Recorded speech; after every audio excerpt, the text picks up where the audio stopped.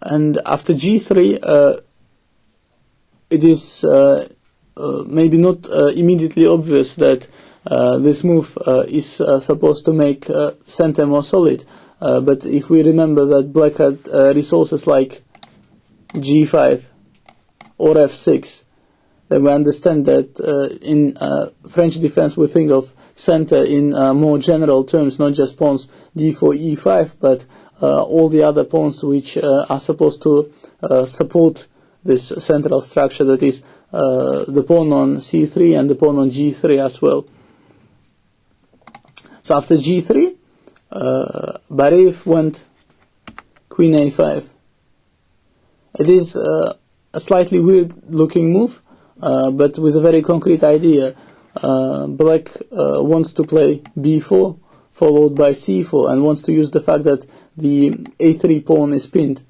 And if the rook leaves from a1, that is, if white plays rook d1 also, then after b4, black's queen is pretty comfortable on a5, and black gets some play. It is interesting that in order to prevent this, Ponomarev played rook a2. This is, of course, a very unusual square for white rook, but it shows how concerned Ponomarev was about not allowing any counterplay, and he believes that rook can always go back to a1, and b4 has to be fought with now at any cost. So black played rook c8, and Ponomarev went bishop g2.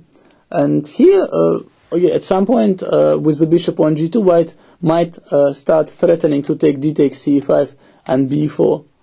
For instance, after bishop e7, dc5, white may be winning some material.